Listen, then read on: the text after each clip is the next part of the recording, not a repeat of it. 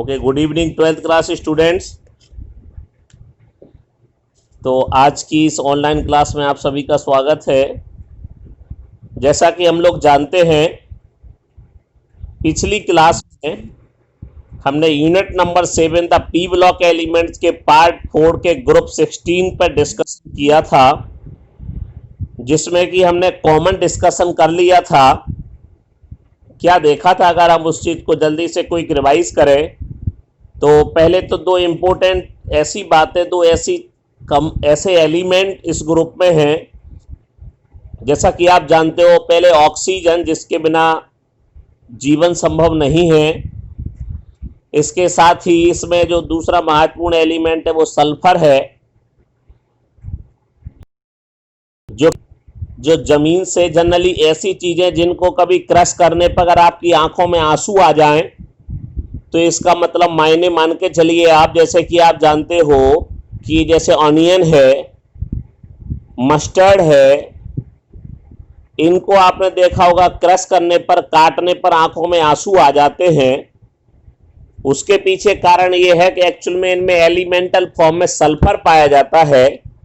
जैसे ही हम अनियन को या मस्टर्ड को क्रश या कट करते हैं, उसमें वेपर के फॉर्म में सल्फर निकलता है, जो कि हमारी आईज में जो वाटर के रूप में H2O मॉलिक्यूल जो रहते हैं आंखों में मॉइस्चर के फॉर्म में, उसके साथ वो वेपोराइज्ड सल्फर रिएक्ट कर जाता है और वो रिएक्ट करके H2SO4 का फॉर्मेशन करता है, जिससे कि हमारी आंखों में जलन होने लगती है। प्याज से या मस्टर्ड सरसों से आंखों में जलन होने लगती है और फिर आंसू आना शुरू हो जाते हैं। तो जो आपको दिख रहा है इसमें जो येलो सा, ठीक है, वो सल्फर है ना, सल्फर है।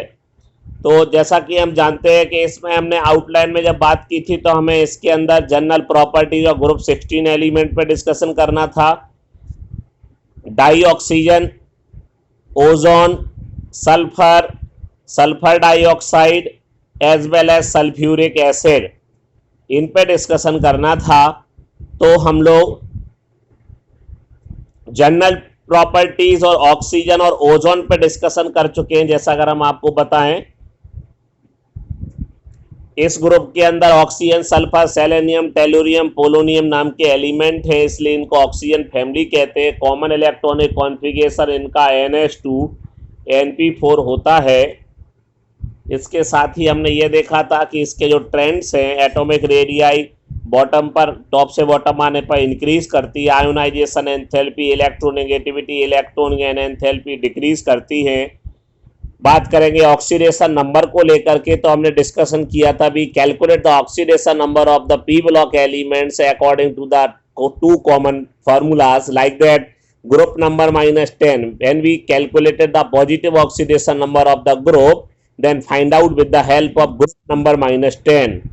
और जो इसकी नेगेटिव ऑक्सीडेशन नंबर होती है वो ग्रुप नंबर -18 से कैलकुलेट की जाती है। इसके साथ ही हमने कॉमन केमिकल प्रॉपर्टीज ग्रुप 16 की पढ़ी थी, जिसमें था हाइड्राइड्स का formation, formation of halides, formation of oxides. ये कॉमन ट्रेंड, कॉमन डिस्कशन इन पे किया था। इसके बाद जो इसका जो मुखिया है, जो मेन एलिमेंट है ऑक्सीजन, डाइऑक्सीजन, उस पर डिस्कशन किया था। तो लेबोरेटरी प्रिपरेशन की बात की थी by with the help of potassium chlorate KClO3 as well as its properties, oxides formation. We know that the except fluorine, जैसा कि हम जानते हैं फ्लोरीन को छोड़ करके बकाया सभी एलिमेंट जो कि रिएक्टिव अगर हैं, एनालिसिस की बात अलग है, जो रिएक्टिव हैं वो क्या करेंगे, ऑक्सीजन के साथ में रिएक्ट करके ऑक्साइड्स का फॉर्मेशन करते हैं। ठीक है, ऑक्साइड्स का फॉर्मेशन करते हैं, जिसमें कि जो मेटल के ऑक्साइड हैं वो बेसिक नेचर के होते हैं और जो नॉन मेटेलिक ऑक्साइड हैं वो एसिडिक नेचर के होते हैं। इसके साथ ही हम लोगों ने ओजोन पर डिस्कशन किया था। हमने आपको हिस्ट्री समझाई थी, ब्रॉडी और सीमेन ने कैसे इसको ओजोन नाम दिया था। एक्चुअल में जिन एपरेटस की हेल्प से हम ओजोन को बनाते हैं, उन एपरेटस को ओजोनाइजर कहा जाता है, और जो ओजोनाइजर हैं वो ओजोन बनाने के लिए यूज किए जाते हैं। और सिंपल सा कॉन्सेप्ट है इसकी हिस्ट्री के बेस पर कि जब ऑक्सीजन गैस को हाई इलेक्ट्रिक करंट वाले फील्ड में पास करते हैं, तो जो ऑक्सीजन है वो इलेक्ट्रिक स्पार्क की प्रेजेंस में ओजोन में कन्वर्ट हो जाती है। इसकी हमने फिजिकल प्रॉपर्टीज पर भी डिस्कशन किया था। इसके साथ साथ इसकी कुछ केमिकल प्रॉपर्टीज देखी थी। तो इसमें सबसे इंपॉर्टेंट जो इसके लिए बात है वो ये है कि ये powerful oxidising as well as the bleaching agent है। ये एक पावरफुल ऑक्सीडाइजिंग एजेंट है और ब्लीचिंग एजेंट है, क्योंकि ये क्या होता है, इजिली डिकम्पोज होकर के O2 plus nascent oxygen provide करता है।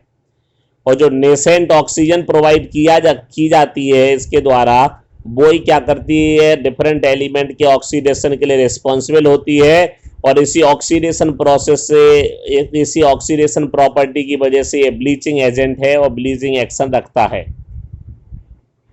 इसके साथ ही हम लोगों ने, अब हमें बात यहाँ से आज की क्लास बाकी में स्टार्ट करनी थी, हमने कोई रिवाइज किया अभी इसको। अब जैसा कि आप देख पा रहे हो, इसमें हमें सल्फर पढ़ना है। सल्फर, जैसा हमने थोड़ी सी उसके बारे में आपको जानकारी दी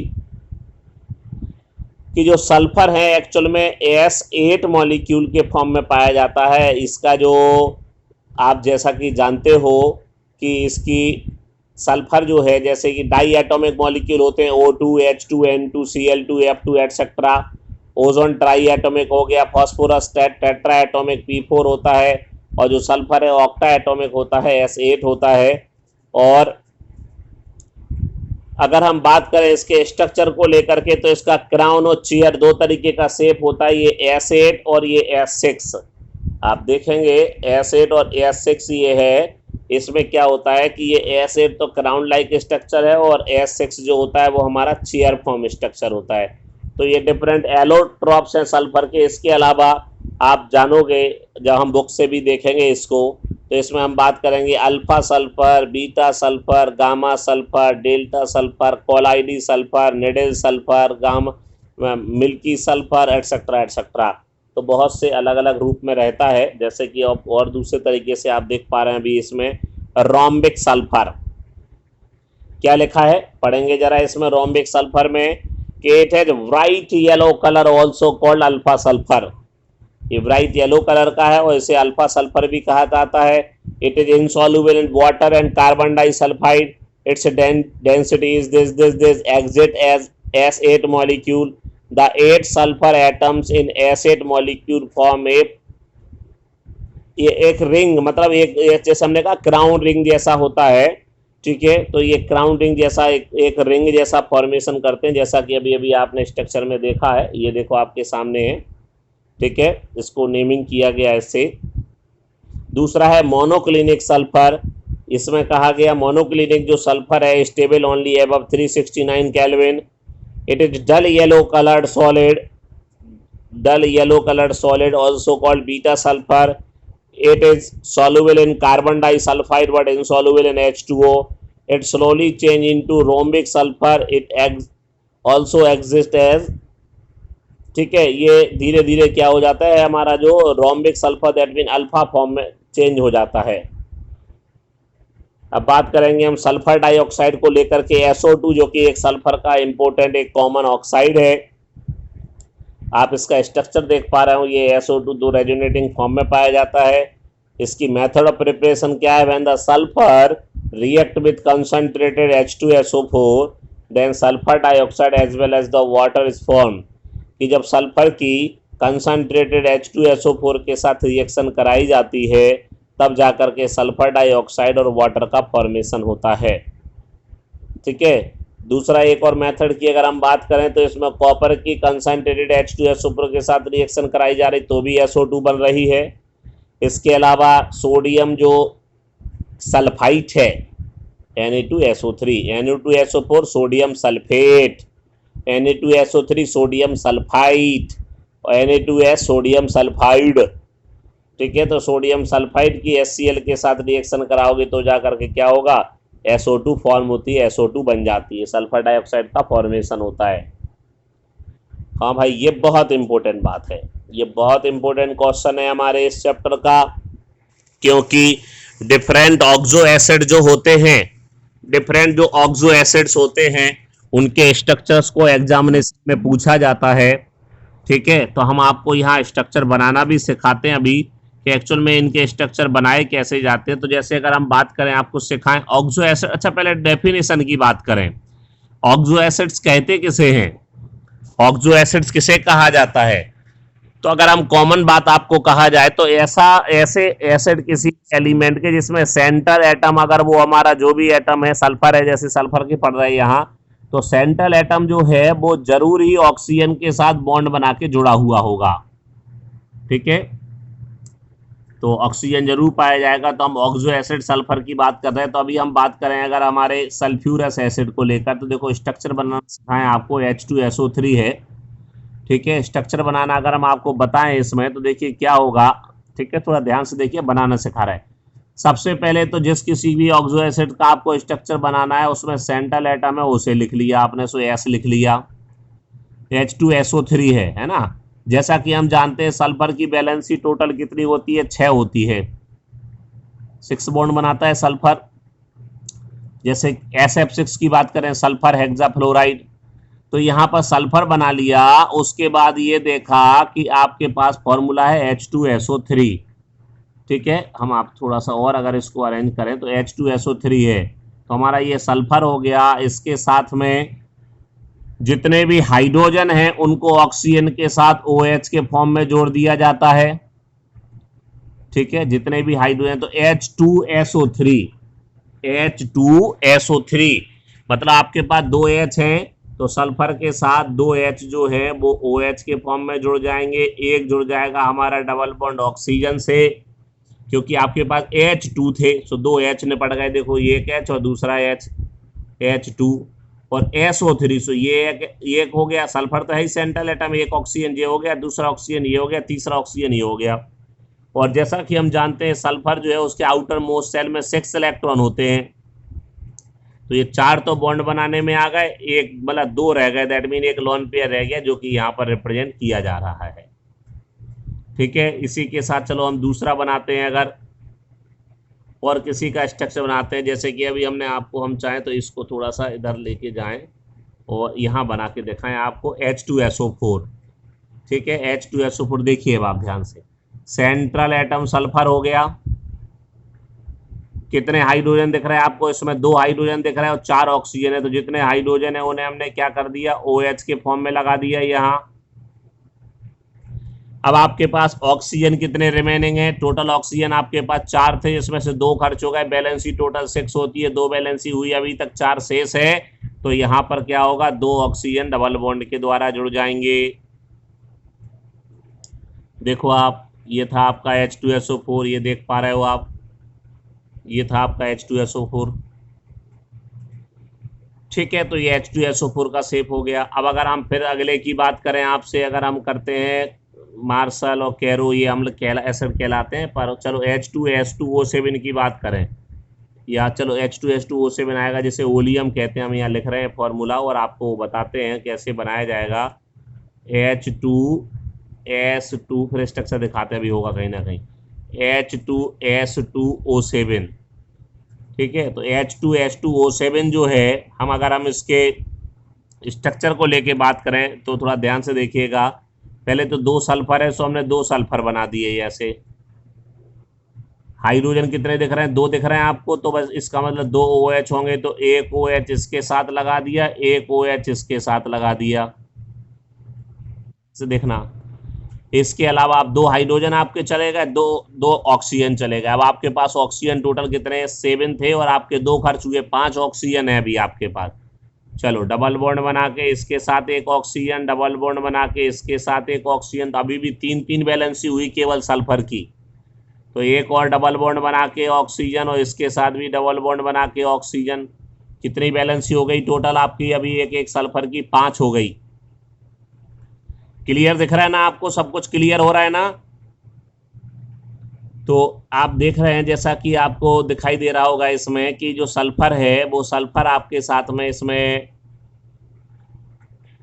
बैलेंसी जो है 2 ऑक्सीजन जोड़ दिए। इसके बाद में अब हमारे पास क्या बचा, टोटल 7 ऑक्सीजन थे, 6 यहाँ पर खर्च हो चुके, तो अब बस एक ऑक्सीजन होगा जो इन दोनों को बीच में जोड़ने का काम करेगा।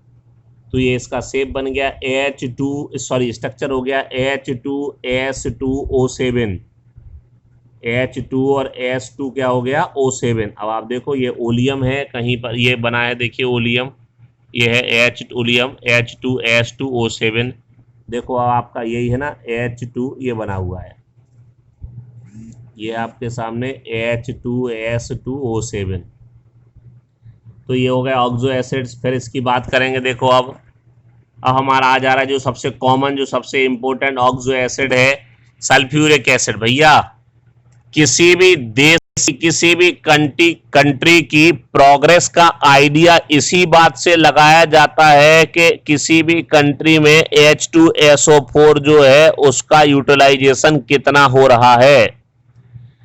जिस किसी भी, ये माना जाता है कि जिस किसी भी देश में H2SO4 की खपत जितनी ज्यादा है, इसका मतलब वो उतनी ही ज्यादा प्रोग्रेसिव कंट्री होगी, क्योंकि एक बहुत ही इंपॉर्टेंट, बहुत रिएजेंट है ये, बहुत सी चीज़ों की मैन्युफैक्चरिंग में इसका इस्तेमाल किया जाता है, बहुत इम्पोर्टेंट चीज़ है। इसलिए हम इसमें जब हम किसी देश का उन्नतिशीलता का, डेवलपमेंट का आइडिया लगाते हैं तो हमें ये इस बात से लगाया जाता है कि उस देश में H2SO4 का कितना उपयोग हो रहा है। फिलहाल बात करेंगे, ये सल्फ्यूरिक एसिड H2SO4 इसका शेप है।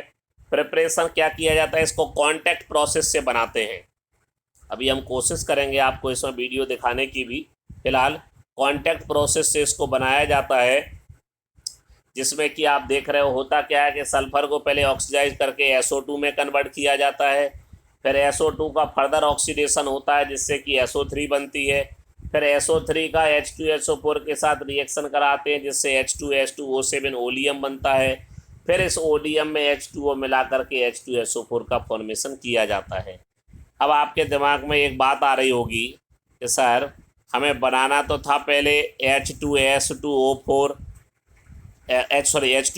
बनाना था, सल्फ्यूरिक एसिड बनाना था, ये ओलियम काय को बना लिया, और ये क्या चीज़ होती है ओलियम, और ओलियम का उपयोग क्या है। तो देखो हम आपको अपने तरीके से इसे बताएं आपको कि एक्चुअल में जो ओलियम होता है, ध्यान से सुनना, ये जो ओलियम होता है ये ठीक वैसे ही है जैसे कि कोई पानी बतासा, पानी की टिक्की जिसे बोलते हैं। तो पानी की टिक्की बेचने वाला जब कोई शख्स अपने घर से निकलता है तो आपने देखा होगा कि वो अपने ठेले पर एक डब्बे में बना हुआ मसाला लेके चलता है, जिसमें बहुत सारी हरी मिर्ची, धनिया, पुदीना, खट्टा, टाटरी, सांटरी, जो भी नमक वमक सब मिला के लेके रख के चलता है, और एक टंकी में पानी भी बना लेता है। फिर दिन में जब बेचते बेचते वो पानी ख़त्म हो जाता है तो किसी भी जगह पे जहाँ हैंड पाइप लगा हुआ है वहाँ वो ले करके अपनी टंकी में पानी भर लेता है, और जिस डब्बे में उसने मसाला ले लिया बना के पीस के लेके गया तो उसमें से 2-3 चम्मच बड़े वाले चमचे मसाला निकाल करके और उस पानी में मिला करके और उसको फिर से तैयार कर लेता है पानी। तो हम आपको ये बताना चाह रहे हैं कि जिस प्रकार उस टिक्की वाले के लिए वो बना हुआ मसाला होता है, वैसे हमारे लिए ओलियम है कि उस मसाले में आवश्यकता अनुसार पानी मिला करके वो फिर से टिक्की का पानी बना लेता है। ठीक वैसे ही हमारा ओलियम होता है, इसमें भी आवश्यकता अनुसार पानी मिला करके डिजायर्ड कंसंट्रेशन के H2SO4 का प्रिपरेशन कर लिया जाता है। आवश्यक H2SO4 कंसंट्रेशन के H2SO4 का फॉर्मेशन इसमें कर लिया जाता है। ठीक है, तो पहले ओलियम बनता है, फिर इस ओलियम में पानी मिलाते हैं, तब जा करके H2SO4 का फॉर्मेशन का। तो एक बार फिर से देखिए कांटेक्ट प्रोसेस में क्या है, ये सल्फर को पहले ऑक्सीडाइज करा के SO2 बनाई जाती है, SO2 का फर्दर ऑक्सीडेशन से SO3 बनती है, SO3 की H2SO4 के साथ रिएक्शन कराते तो H2S2O7 बन जाता है, और ओलियम H2S2O7 में पानी मिला करके आवश्यक कंसंट्रेशन का H2SO4 ऑब्टेन कर लिया जाता है। ये कांटेक्ट प्रोसेस है, ये देखिए कांटेक्ट प्रोसेस है। इसमें अगर हम आपको बताने की कोशिश करें तो जब ज़्यादा समझने की कोशिश करिए इसमें हो क्या रहा है। ये सल्फर बर्नर है, देखिए सल्फर बर्नर है, ये सल्फर, इसमें सल्फर को जलाया जाएगा। सल्फर को जलाने से इसमें क्या होगा, सल्फर डाइऑक्साइड बनेगी। सल्फर डाइऑक्साइड देखते जाना, आप सुनते जाना, दिखाई दे रहा होगा। सल्फर डाइऑक्साइड जो है इसको पास कराया जाता है कि इसमें से डस्ट प्रेसिपिटेटर में से, तो इसमें जो डस्ट होती है वो प्रेसिपिटेट हो जाती है। इस सल्फर को SO2 को फिर हम क्या करते हैं वाटर स्प्रे या चैम्बर में से भेजते हैं, जिससे कि क्या हो जाता है, इसमें जो भी डस्ट पार्टिकल, जैसे आप सब जानते हो, माना कि आपके घर पे कोई प्रोग्राम हो रहा है, किसी भाई साहब के यहाँ, दाऊ साहब के यहाँ शाम को पक्कियात आ रही है, तो क्या किया जाता है कि दरवाजे पे थोड़ा सा पानी छिड़क देते हैं, इससे धूल ना उड़े। तो वैसे ही इसमें होता है कि अगर डस्ट इसमें होगी, ठीक है, अगर इसमें बात करें तो अगर डस्ट होगी इसमें, तो डस्ट अगर अपन इसमें पानी का स्प्रे कराएंगे तो स्प्रे कराने पर क्या हो जाता है कि जो डस्ट पार्टिकल हैं वो सेटल डाउन हो जाते हैं। फिर इसके बाद क्या किया जाता है कि इसमें इसको फिर ड्राइंग टावर में से भेजते हैं। ये ड्राइंग टावर आपको दिख रहा है, जिसमें कि ऊपर से क्या कराया जाता है, H2SO4 कराया जाता है। क्योंकि आप ये जानते हो, पहले जब पानी की स्प्रे कराई तो ये SO2 गैस गीली हो जाएगी, पानी मिल जाएगा इसमें, और जब आप इसको ड्राइंग टावर में भेजोगे और H2SO4 गिराया जाएगा तो H2SO4 तो क्या होता है, पावरफुल डिहाइड्रेटिंग एजेंट है। ये आप जानते हो कि पानी के साथ बहुत ही क्विक और स्ट्रॉन्ग रिएक्शन करता है, और large amount of heat must be released, बहुत ज़्यादा अमाउंट में हीट रिलीज होती है, जिससे कि क्या हो जाता है, आपका जो वाटर है वो वेपर में कन्वर्ट हो जाता है। फिर जाकर के SO2 का फर्दर ऑक्सीडेशन कराया जाता है तो SO3 में कन्वर्ट होता है, कैटालिटिक कन्वर्टर में जाकर के, और जाके SO3 बनती है। फिर इस SO3 को जाकर के चैम्बर में ले जाके H2SO4 गिराया जाता है, जिससे कि ओलियम बन जाती है, और आपको यहाँ क्या मिला जाकर के, ओलियम। ठीक है, तो इसको कॉन्टैक्ट प्रोसेस कहते हैं। ये आपको सल्फ्यूरिक एसिड की कॉन्टैक्ट प्रोसेस अभी देखते हैं, आपको इसमें हम वीडियो दिखाने की कोशिश करेंगे। अब बात कर रहे हैं हम प्रॉपर्टीज़ को लेकर, सल्फ्यूरिक एसिड की जो प्रॉपर्टीज़ है उन पर डिस्कशन अगर हम करें तो ऑक्सीडाइजिंग नेचर, जो कंसनट्रेटेड H2SO4 होता है वो ऑक्सीडाइजिंग नेचर रखता है, पावरफुल ऑक्सीडाइजिंग एजेंट है। तो देखिए, कॉपर को भी ऑक्सीडाइज कर दे रहा है, लेड को भी ऑक्सीडाइज कर रहा है, नॉन मेटल का भी ऑक्सीडेशन कर दे रहा है। आपके सामने रिएक्शन है, सब आपकी NCERT बुक में है ये। तो ये एक पावरफुल ऑक्सीडाइजिंग एजेंट है, तो ये जाकर के metal as well as non metal दोनों का क्या कर देता है, ऑक्सीडेशन कर देता है। प्रॉपर्टीज़ की आगे बात करें तो एसिडिक नेचर, सबको पता है H2SO4 एसिड है, और ये कंफर्म कैसे हो रहा है, देखो ये क्या दे दे रहा है, H3O पॉजिटिव। और ध्यान रखिएगा, ये जो एसिडिक बिहेवियर है,